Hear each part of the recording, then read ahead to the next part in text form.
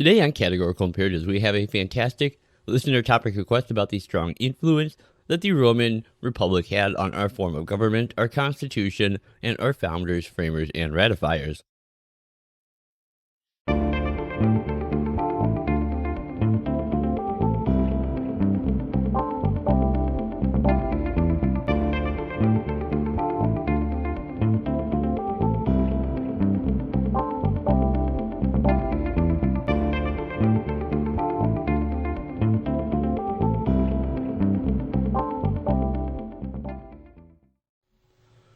Hey, greetings. Welcome back once again to Categorical Imperatives. As always, I am your host, Locking Liberal, and I do want to thank you all so much for joining me here today. Now, if you are new to the program, I would especially like to welcome you. This is a podcast where we're going to be using legal theory and moral philosophy to discuss current events related to law, politics, and culture. Now, real quick, you guys can find the show's new webpage linked down in the description. It's still under construction, but it does work. And along with links that will take you to both the audio and video format of the show that I put out, as well as ways to support the work that we do here if you are so inclined, such as by becoming a patron over on Patreon, which also comes with a lot of extra cool little goodies that you don't get any other way.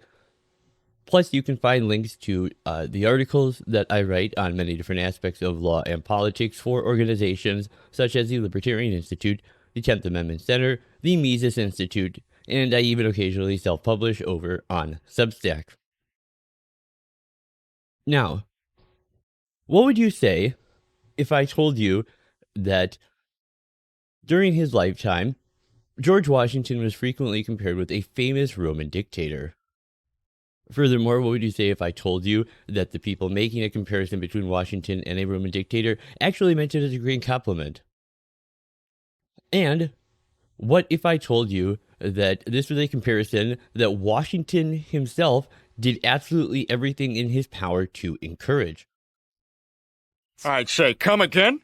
And then I'd laugh because I said come. But thank God that's not the case, huh?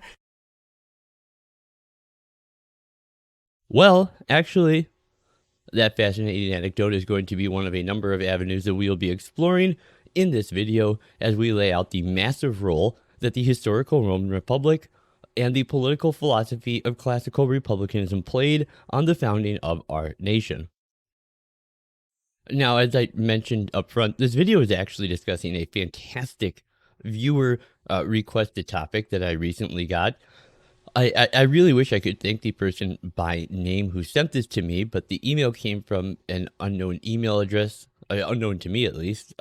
It had no identifying information with it, so I guess all I can say is whoever you are, thank you so much for the topic suggestion. This is a really great one. And I actually have a copy of the email here. I've typed up verbatim, just so you guys can get a feel for what was being asked.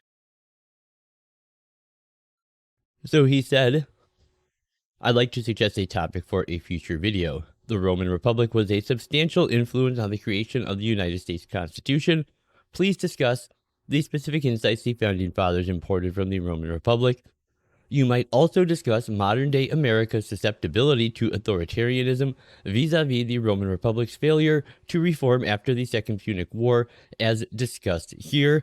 And he then links to this video. It's over on YouTube. I've seen the video a couple times now since he sent it. It's a really great video, and so I have this linked down in the description. We're not going to be talking about this part of it today, so you have a chance to go watch the video and get a feel for what he's talking about, and then we'll be looking into it probably in the next episode. Now, this is a suggestion I love. So I've had a number of other episode topics already lined up when I got this email, and I love this so much. Like, I actually sidelined everything else that I was working on to make this one my priority. It's a really great suggestion. I've always really been fascinated with the history of the Roman Republic, which is, I mean, why I have finished every single episode of this show from day one with the immortal words of Cato the Elder, Carthago delenda est.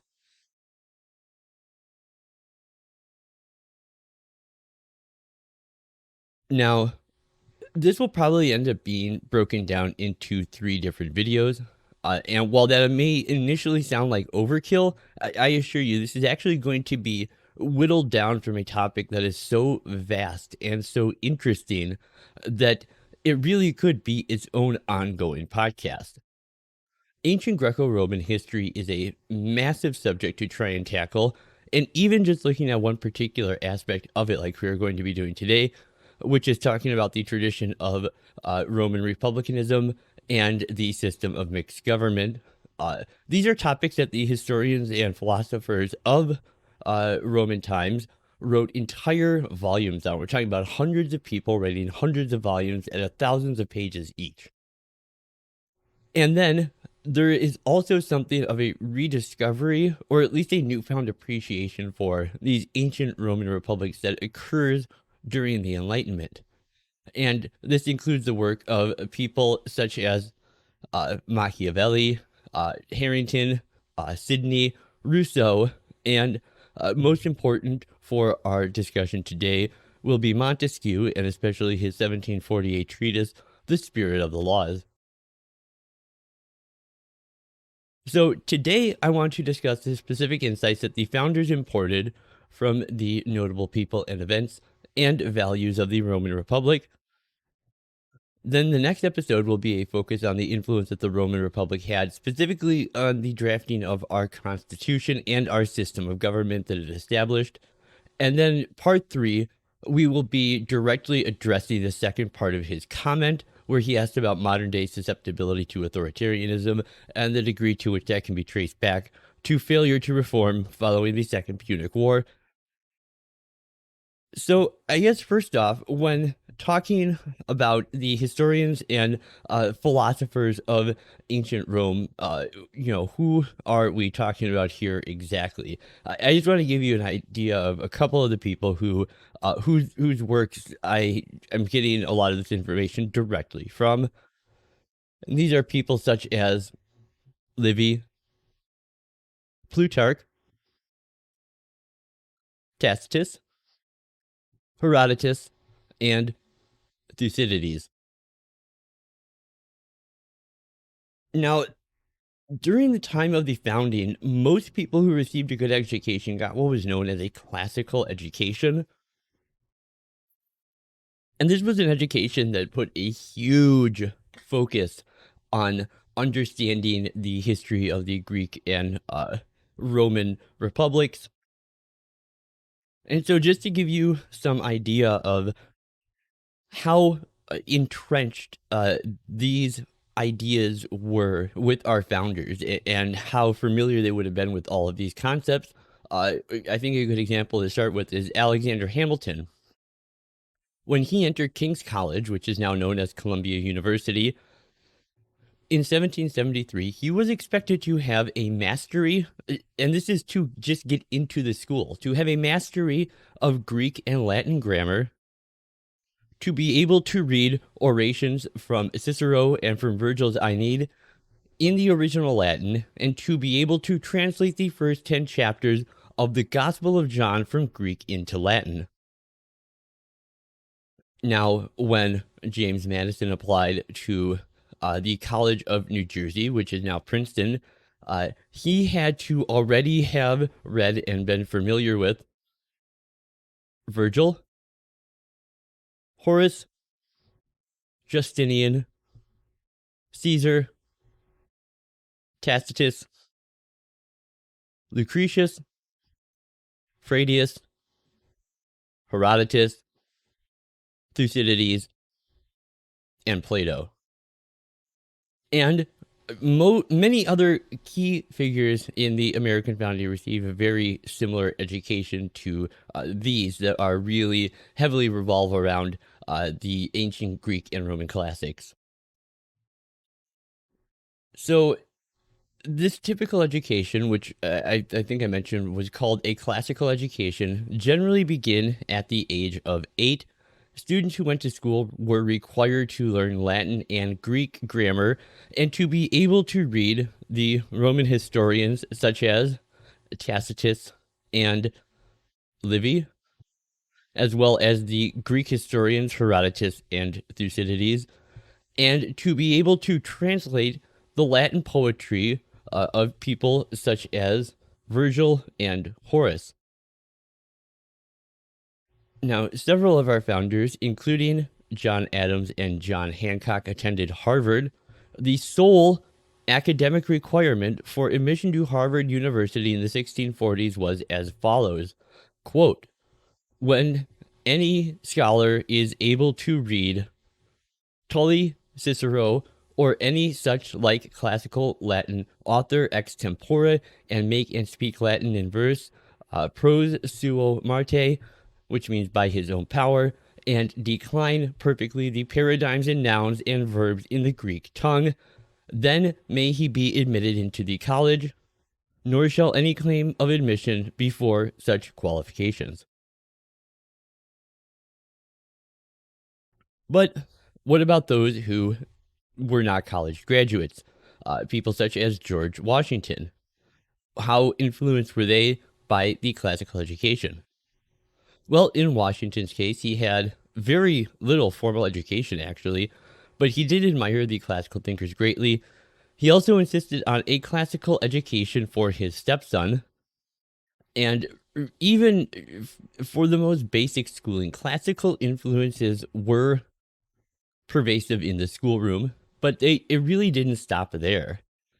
Even what Americans heard from the pulpit back in those days was often imbued with all manner of reference and allusion to classical literature. Now, today, I think it's not uncommon to hear some say that Christians should shy away from the pagan authors of antiquity, but this is an idea that the founders, including some of the real sort of Christian firebrand thinkers, people like Cotton Mather and Jonathan Edwards, would simply have considered absolutely preposterous. And in fact, all of the great Christian theologians and thinkers of early America would have been steeped in the classics. Not only did they think that a classical education was consistent with a Christian vocation, they considered it absolutely essential. So let's talk about how these classics influenced the founders.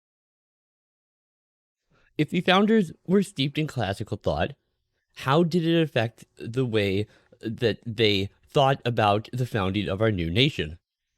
Well, for one thing, it would have inculcated them with a respect for the lessons of history, which is readily apparent in the writings and debates on how to construct the American Republic, such as we see from Patrick Henry when he said, I have but one lamp by which my feet are guided, and that lamp is the lamp of experience. I know no way of judging the future but by the past.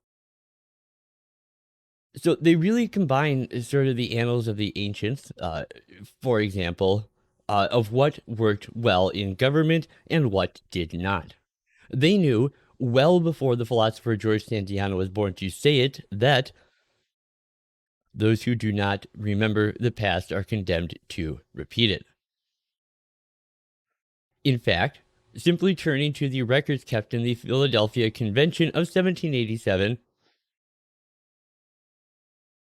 and the subsequent state ratification debates leaves you with no doubt that regardless of one's education or one's strata in society back then, pretty much everyone who engaged in political debates had and understood very well the history of these ancient republics. They would all have tended to have read Polybius, Aristotle, Cicero, Livy, Thucydides, and many others, and they used the ancient luminaries to frame and illustrate their ideas before the assembly.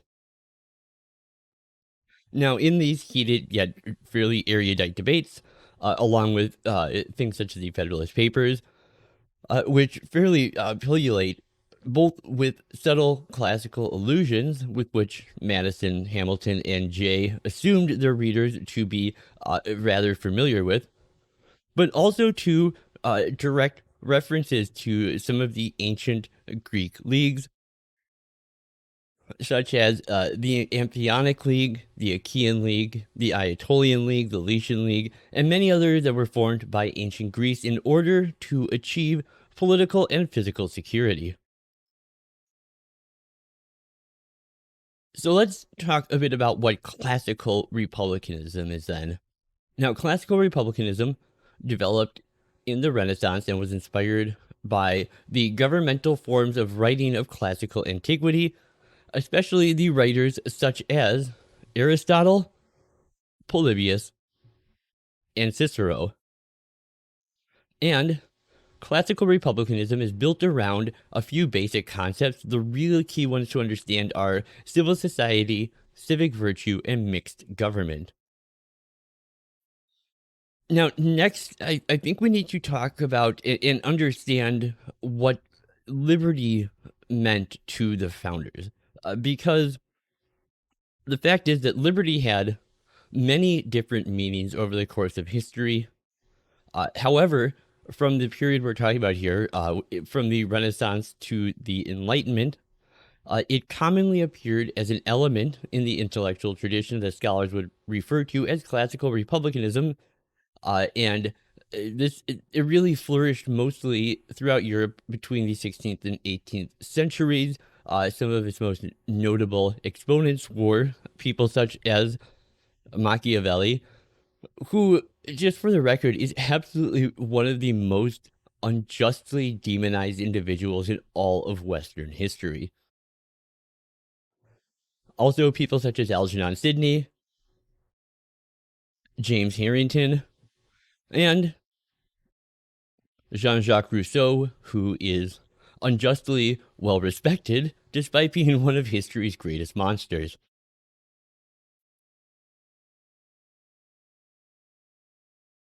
Now, classical republicans drew heavily on ancient models and authorities, but they did tend to match these models with new concerns and examples drawn from the world around them to create a distinct ideology that can be recognized in various forms throughout the history of European political thought. So, liberty. Liberty in the classical Republican context must be distinguished from both its modern and ancient meaning. When reading the text of the early modern era, it is important to remember that liberty did not always mean what it meant today. Nonetheless, the liberty of the classical Republicans in some ways was an ancestor to what we might today consider the modern libertarian tradition. Now, at the same time, ironically, it also played a role in shaping modern collectivist ideologies as well. Therefore, classical republicanism is of crucial importance in the development of all modern political thought. And that goes for collectivist ideologies such as communism, just as much as it does for republicanism and things such as that. Now, despite the name, classical republicanism did not, as you might expect, oppose all monarchies necessarily. A republic denoted to its adherents what we might call a constitutional government, the rule of law, or simply good government. And this notion was thought consistent, it could be consistent as a component of monarchy, specifically within something like a constitutional monarchy. Now, the classical Republicans concerned themselves far more intensely with the proper forms and duties of government, and they were always critical of both monarchs and other government actors who overstepped their prerogatives.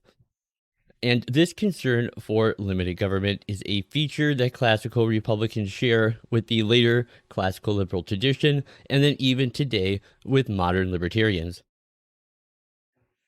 Yet a fuller account of the classical Republican worldview reveals differences as well as similarities to what I would consider something of the modern libertarian view. So, for example, classical Republicans did not emphasize or even really often write about ideas such as the natural rights of individuals.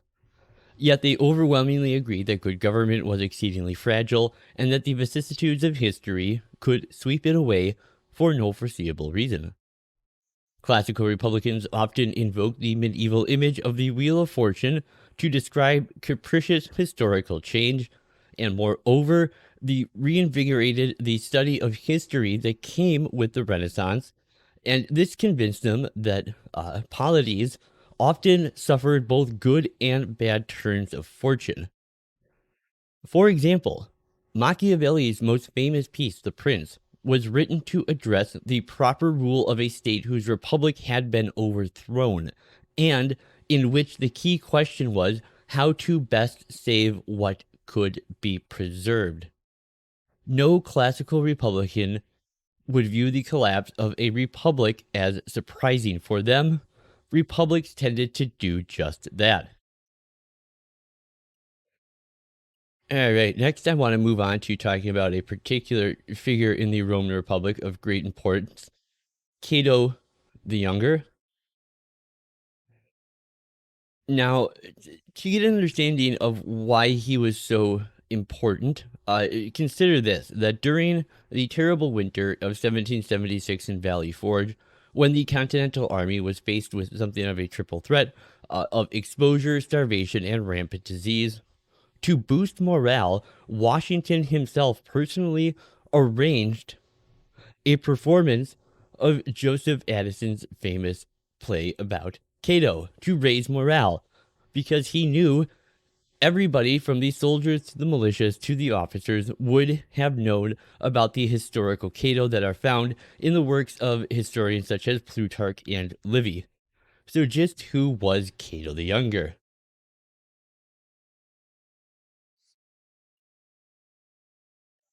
Well, Cato was a Stoic, which means he voluntarily subjected himself to violent exercise.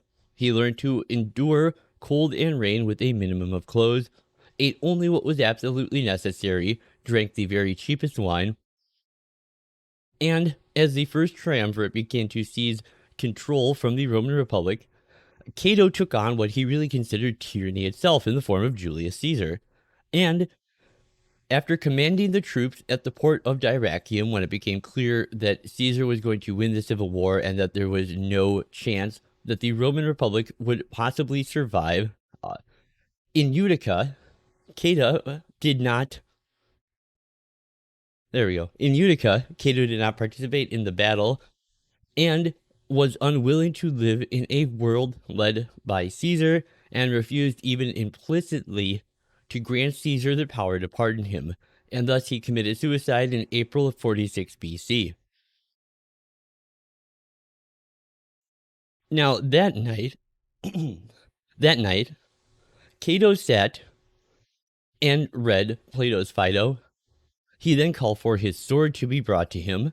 According to Plutarch, Cato attempted to kill himself by stabbing himself with the sword, but failed to do so and only injured his hand.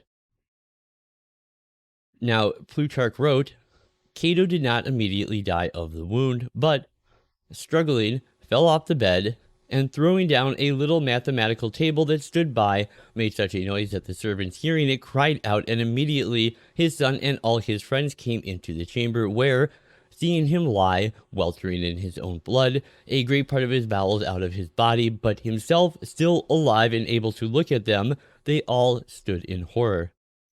The physician went to him and would have put in his bowels because they were not pierced, and would have sewn up the wound, but Cato, recovering himself and understanding the intention, thrust away the physician, plucked out his own bowels, and tore open the wound, immediately expiring.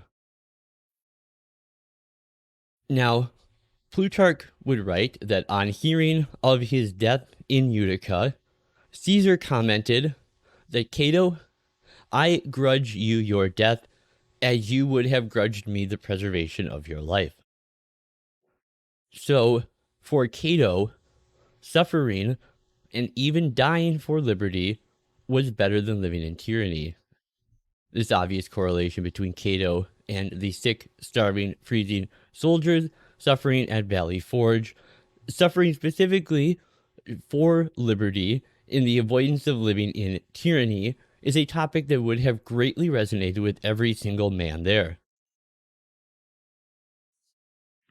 All right, now let's talk about Cincinnatus. This, I really think, is the ultimate synecdoche between the founders and the heroes of the Roman Republic, and it has to be George Washington's desire to voluntarily give up ultimate power at a time when everybody expected him to hold on to it. This is what gave him the nickname, the American Cincinnatus, and you'll find out why here as we get into this. But this was significant because this really only made him the second conquering general in all of Western history to win a war in which it is expected that the commanding general will take over ultimate control of civil power in a time of peace after being seen as the person responsible for bringing about that peace. But he instead voluntarily chose to relinquish power. Now, I say he was the second person to do this. That is because the first person to ever do this was the famous general from the Roman Republic, a man known to history as Cincinnatus. And this is why in his lifetime, Washington was frequently called the American Cincinnatus.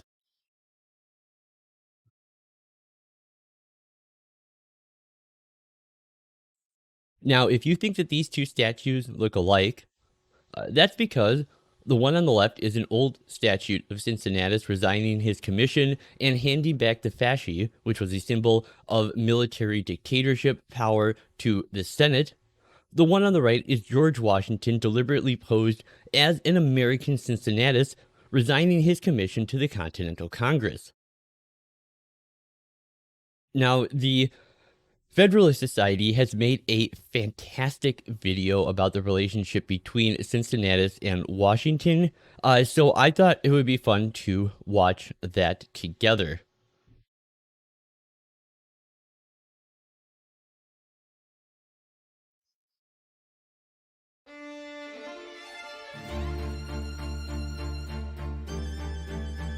Can you imagine Julius Caesar willingly turning back power? One of the lessons that we get from Roman history is these very strong military leaders who translate that military power into governing. World history prior to the American Revolution always ended with the successful, victorious general taking power.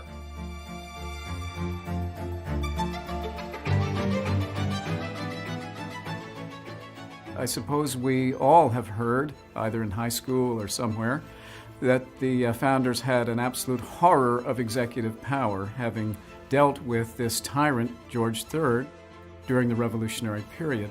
But it is a curious thing that they then handed to their new executive very great powers, powers in some ways equal to or exceeding the powers of a king in the British system. So at the founding, one of the visions of the executive power was that it needed to be vigorous, that it needed to be sufficiently strong, invested with enough power that it would be able to counterbalance the other two branches of the federal government. The founders were trying to achieve a balanced government, a constitutional government, but one that had a strong executive. They had solace in the fact that as they were getting this new government up onto its feet, up and running, that George Washington would be the one exerting that influence. Washington became president on April 30th, 1789. After he becomes president, he writes a letter to a British historian, which is to say he writes it to history, if you will. Few understand the role I had to play. And he uses this wonderful phrase, I walk on untrodden ground. He's aware this is something that's never been done before. It's new. There were no precedents upon which to judge. So basically everything he did, he was doing from scratch. Every office that he was creating was being created from scratch. Every statute that Congress was passing was being created from scratch. Washington is very mindful of everything he does, but especially the precedents that will be set by his every action, including what he wears, how he acts, who he meets with, how he does virtually everything. As we get into Washington's second term, this question naturally comes to the fore. We've never done this before. The assumption is essentially that Washington's going to stick around. He's not going anywhere. Indeed, Thomas Jefferson, in one of his letters, assumes that Washington's going to stay for life, because that's the natural thing to do, and that's historically what it always happened. History is littered with examples of military men. One thinks after Washington of Napoleon Bonaparte, for example, who seize power and are reluctant to give it up. There was an enormous concern voiced by the myriad anti-federalist authors at the time that whoever was given this executive power was going to be effectively a monarch. In history, the idea of getting power and then giving up power is not only non-existent, but it's absurd. Why would anybody do that? The whole point of getting power is not to give it up.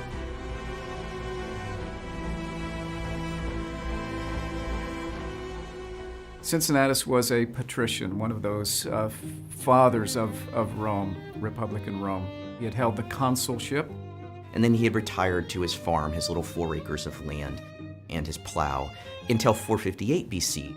Rome had been besieged by an invading tribe, the Equi. And so the senators go to Cincinnatus, and they appeal to him to come back and lead them. They gave him complete autocratic power, total autocratic power, anything he needed in order to win this war, because it was an existential threat to the Republic. Cincinnatus, this retired general and public servant, the very next morning assumed command of the army and was given this 6-month dictatorship, and in a brief 15 days, a mere 15 days, vanquished the enemy, returned Rome to a peaceful footing, and then returned the dictatorship.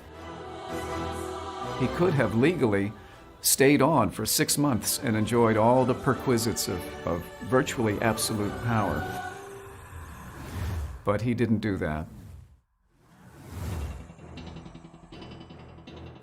Cincinnatus was a thunderbolt of shock and awe at the time.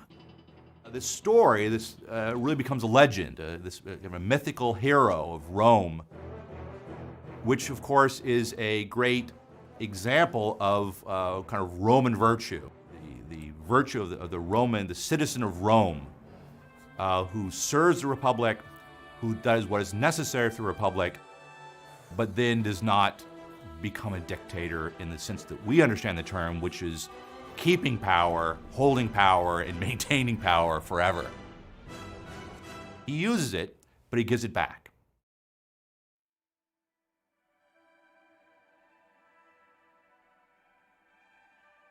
Washington was called by many people the Cincinnatus of the West, and the parallels are actually quite striking. There were some attempts to co-opt Washington into either seizing power from the Congress by military force or leading such a venture. There were evidently some movements to try to make him a king following the Revolution.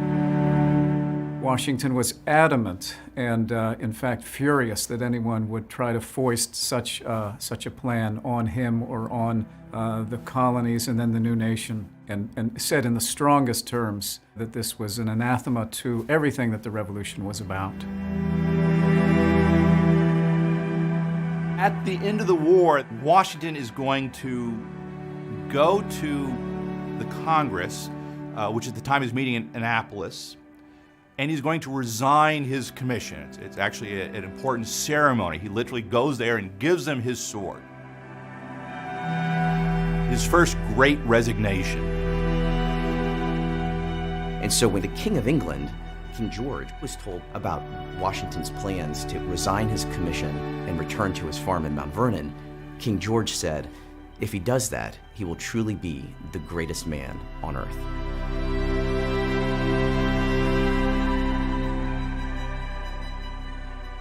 The only model that they had and that was known because they were students of classical history. They knew it from their Cicero and from other stories of the ancient Romans.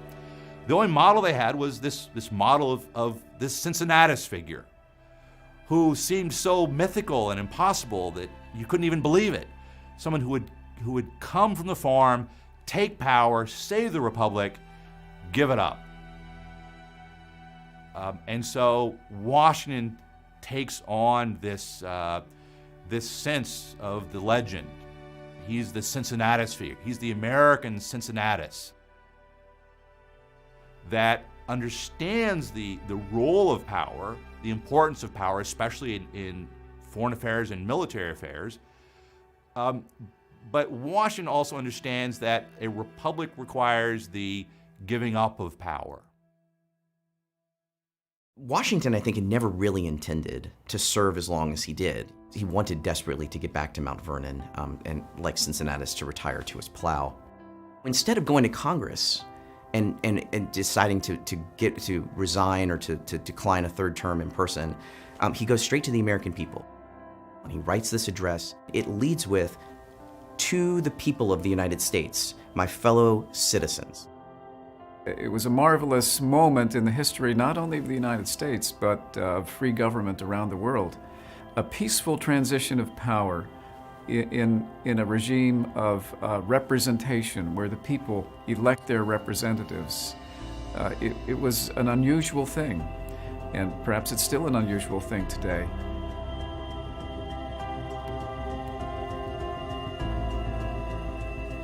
One of the things that I think you see in both of these people is a true understanding of civic virtue, a true understanding that, in fact, none of any of this, the conflict, is about them personally. It is instead about the people, the protection of their liberties, the protection of their rights, the protection of their sovereignty. And I think that one of the great lessons we can learn from Washington is what it takes in a leader. What kinds of virtues does it take in a leader? What kinds of public virtues need to be present in a society to sustain a free government?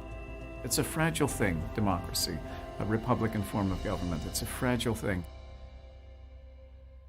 The comparison between Washington and Cincinnatus is appropriate, understood in the right context, which is to say that I think the comparison is not to say that Washington is just somehow this kind of mythical, classical figure that's wearing a robe, put up on Mount Rushmore for us to admire. The true Washington, this figure, this dynamic figure, who leads the revolution and then leads by becoming the first president, and then leads by stepping down and shifting his own authority to the Constitution itself. That's the true story. That's the actual Washington. And that not only is an amazing thing by any historical standards, but is probably the most significant and powerful example of Republican citizenship that this country has ever produced.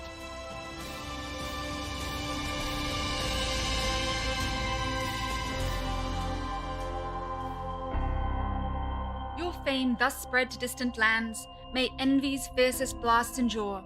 Like Egypt's pyramids it stands, built on a basis more secure. Time's latest age shall own in you the patriot and the statesman too.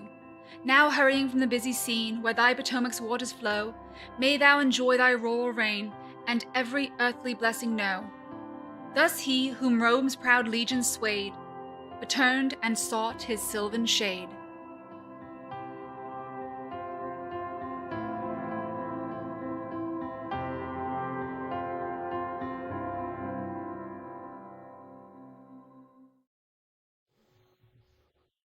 All right. I hope you enjoyed that. Now, that is going to do it for today. I do hope you enjoyed the episode all together. I will be back in a few days, certainly a day or two, with the next video in my series, No Place Like Rome, where we will be discussing classical republicanism and its immediate influence on American constitutional government specifically. So before you go, real quick, if you're not subscribed to the channel, take a second and do that.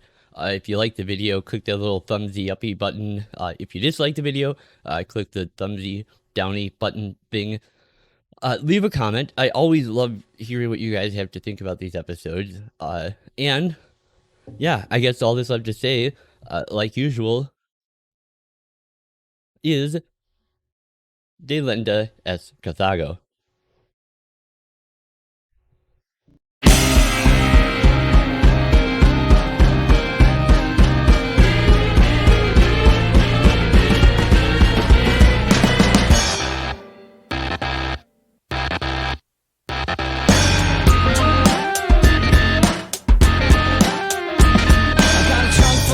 Motherfucker, like Freddie Mercury. Motherfucker.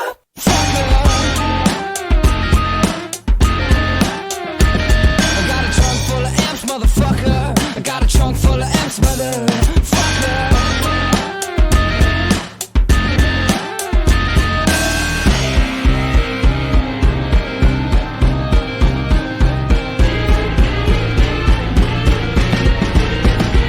I got a trunk full of amps, motherfucker. Like ELO. Fucker.